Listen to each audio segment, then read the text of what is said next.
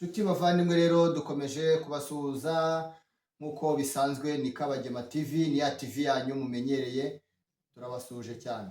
Uyu munsi rero twabateguriye ikiganiro cyiza cyane kandi kiryoshye, mushaka mwakwegeranya udutebe twanyu mukegera hafi tukaganira ku bijyanye n'iki kiganiro cy'uyu munsi. Tugiye kuvugaho kijyanye n'uko wakwirinda kuba umuhomeless muri ibi bihugu turimo, waba uri Canada, waba uri Amerika, waba uri Australia cyangwa se uri muri Europe. Mu byo tugiye kuvugaho rero harimo ibyo ugomba kwirinda uyu munsi. Ushobora kuba uri hirya no hino muri ibyo bihugu tuvuze ukaba wabyirinda. Mbere yuko dukomeza rero dusuje bamwe mu nshuti za Kabagema TV.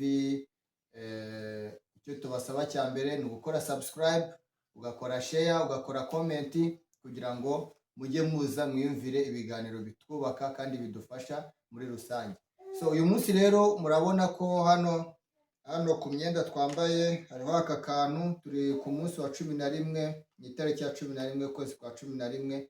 Turi kuri Remembrance Day y'Abanyakanada, aho bibuka intwari za Canada zapfuye mu ntambara ya mbere y'isi n'iya kabiri.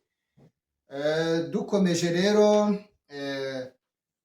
mu bintu birindwi tugiye kuvugaho byatuma utaba umuhomeless, harimo kuba mu mujyi wa Toronto hafi na Amerika babaruye basanga bamaze gufasha miliyoni 3 z'Abanyakanada, z'aba homeless b'Abanyakanada batuye cyane cyane abatuye muri uwo mujyi, babashakira ahantu bagomba kuba mu rwego rwo kugira ngo bagabanuke ku mihanda. Ariko mu bintu bigenda bigaragara cyane mu mujyi wa Toronto, niwo mujyi wa mbere. Uzi ko umujyi wa Toronto uherereye muri province ya Ontario. Iyi province ya Ontario rero akaba ariyo nayo twakwita nk'aho ari kapitale y'umujyi cyangwa kapitale y'igihugu cya Canada. Ariko mu by'ukuri buri province igiye igira kapitale. Ubutegetsi cyangwa imiyoborere ya Canada ikaba iri mu mujyi wa Ontario. Mu bintu rero byagaragaye ni uko Toronto niwo mujyi wa mbere ufite aba homeless benshi. Ntabwo bivuze ko n'ahandi badahari, na za Halifax, muri Nova Scotia, za Newfoundland, za Saskatchewan, za British Columbia, hose hari aba homeless. Ariko impamvu bagaruka cyane ku mujyi wa Toronto ni uko ariwo ufite aba homeless benshi, bitewe n'ibi bintu birindwi tugiye kubabwira. Nawe niba uri mu mujyi wa Toronto cyangwa utuye Ottawa cyangwa utuye muri USA hafi na Toronto nka za New York, ubwo ibi bintu nawe birakureba, wabyirinda mu rwego rwo kugira ngo ejo cyangwa ejo bundi utazagwa muri icyo kibazo. Mu bintu rero bituma abantu benshi bagwa mu bituma yenda baba homeless, harimo icyo bita cost of living. Cost of living ni ibigendanye no kubaho cyangwa imibereho ya buri munsi. Mu mibereho ya buri munsi harimo urumva, harimo kurya, harimo guhaha, harimo akazi, harimo ibiki.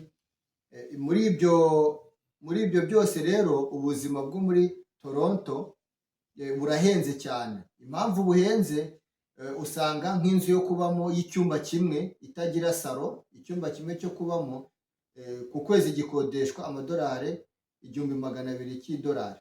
Ushize mu manyarwanda ni miliyoni 1 hafi na 200.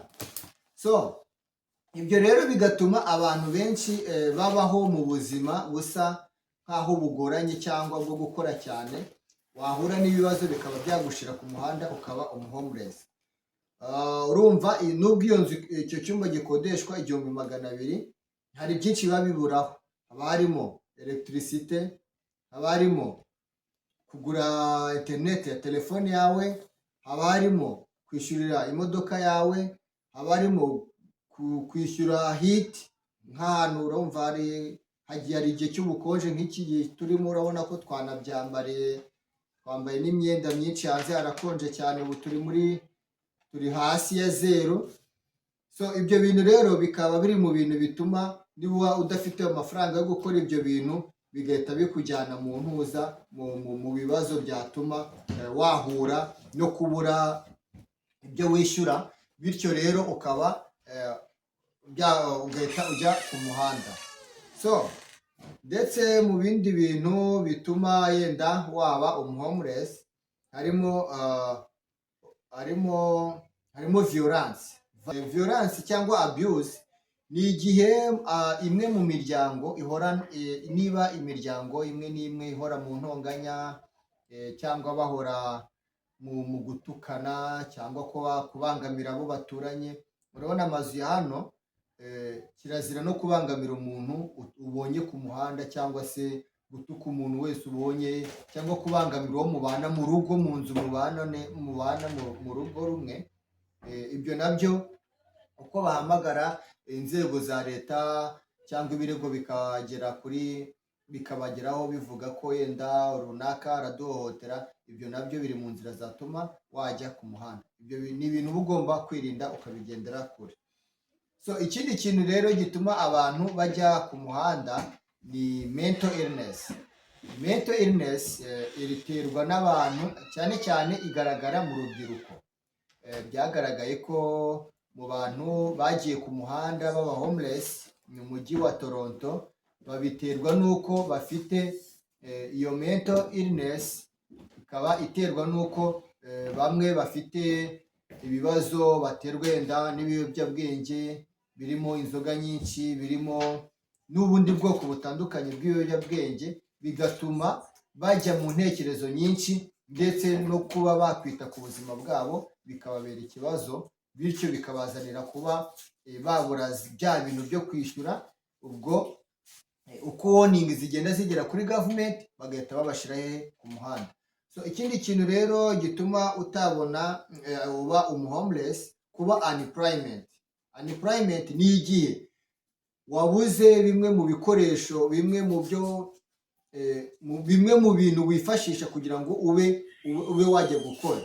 Mu bintu bya mbere bituma hano uba umukozi yaba ari ukujya gukubura, yaba ari ukujya gukora mu bigo runaka, amakampani, hari ibintu uba ugomba kubahiriza.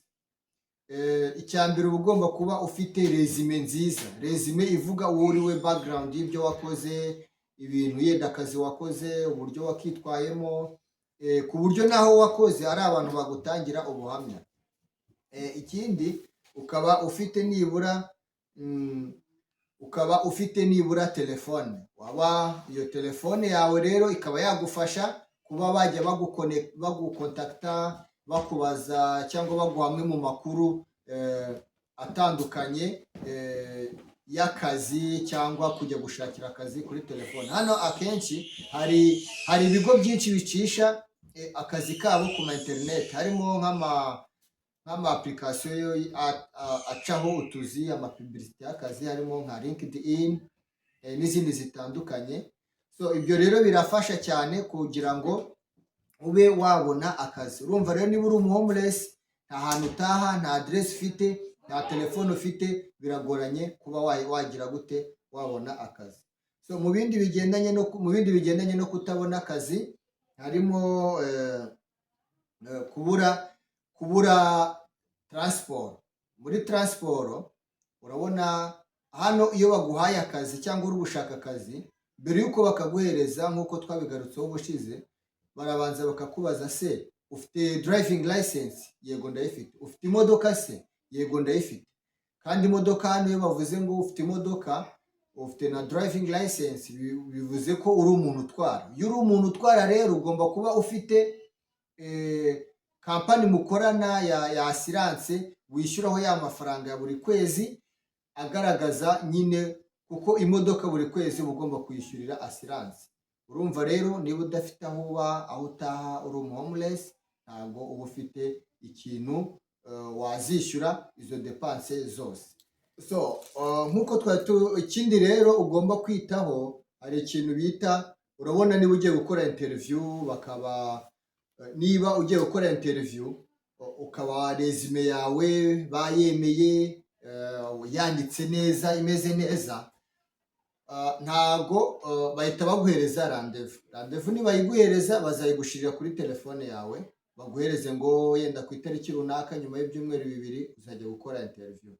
So nujya muri interview rero sadepa n'ahantu uzajya n'ibyo uzajya gukora, urumva ugomba kugenda wambaye neza, ugomba kugenda uri smart ku buryo n'umukoresha wawe ugiye gukoresha interview nakubona abona ko uri umuntu nibura azakoresha, ukaba umusaruro kuri we, ukaba uri kuko urabizi ko umukozi mwiza ni igicuruzwa, nicyo gicuruzwa cya mbere cyiza. Iyo uri umukozi mwiza uri igicuruzwa cyiza muri kampani. So igikurikiye ikindi rero uba ugomba kumenya ko nibura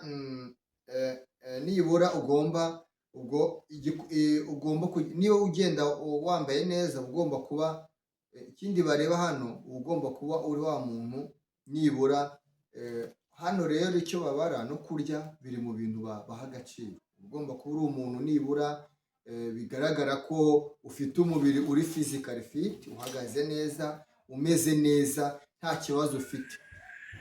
Icya gatanu rero hari ibyo bita lack of awareness. Lack of awareness and resource ni ukuvuga ngo niba uri umuntu, ibyo bintu bya lack of awareness byatuma uba homeless, kuko niba utagira aho uvana ibintu, aho ukomora ibintu, biri mu bintu rero bigenda bikakwicira, bigatuma ubuzima bwawe bupfa, ukaba wajya ku muhanda bitewe n'uko nta resources, nta hantu ugira ukura ibintu, nta hantu uzwi cyangwa nta hantu mbese bakuzi, nta hantu wanditswe mu bitabo bya leta bigaragaza ko uri umuntu ukora ahantu runaka, uri macuwa muri ibi bintu, nta hantu biba byanditse. Rero ibyo bintu nabyo biri mu bintu nabyo bigusunikira kuba wajya ku muhanda.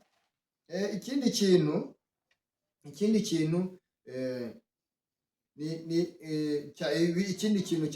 cya gatandatu cyatuma ujya ku muhanda nicyo bita health and safety. So health and safety, ushobora kuba yenda warwara, nk'ubu ukaba warwara, yenda ukarwara uri umwe mu bantu, yenda nk'umumama cyangwa umupapa akaba yarwara, cyangwa akaba yagira ikibazo yenda akavunika nk'akaguru, akaba atagishobora kuba yenda yajya guca inshuro ngo azicire umuryango we. Ibyo nabyo biri mu bintu bituma abasigaye mu rugo iyo badashizemo imbaraga ngo bajye gukora, bashaka ukuntu za resources zinjira, nabyo bituma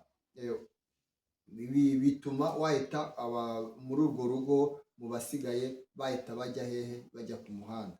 So turi kugana ku musozo, ikindi kintu cyatuma ujya ku muhanda, hari ibyo bita hari nko kuba yenda ushobora kuba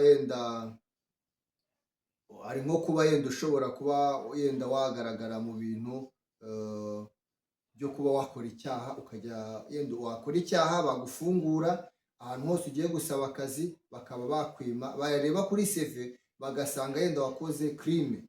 Iyo crime rero iyo wayikoze bakabona ntiyemewe muri government, icyo gihe bituma ujya hehe, ujya ku muhanda, kuko nta muntu waguha akazi, nta muntu wagukodesha inzu, nta muntu wakugirira icyizere, kuko abavuga ngo uyu muntu wakoze ibi, nanjye nagera iwanjye mu kode ryanjye azabikora, bibe byakwandika izina ribi ku bicuruzwa byanjye, ari by'amazu cyangwa mu kazi kanjye, ibintu nk'ibyo.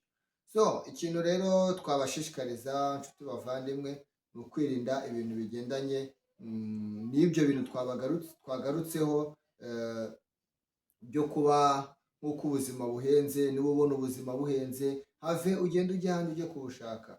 Niba uri bana n'abandi mu rugo, irinde violence cyangwa ibindi bintu byatuma bigaragara nabi ko byaguteza leta, ukaba wajya ku muhanda cyangwa bakaba bagufunga. Ikindi ni ukuri tugire imbaraga n'ubushake bwo gukora, kuko uko ukora hano ni nako uba uri gusevingira ahazaza hawe, kuko no mu busaza bwawe iyo bajya kukwitaho bahera ku byo wakoze mu buto bwawe. Bye, ciao ciao, turabakunda. Ni Kabagema TV. mugire ubuzima bwiza.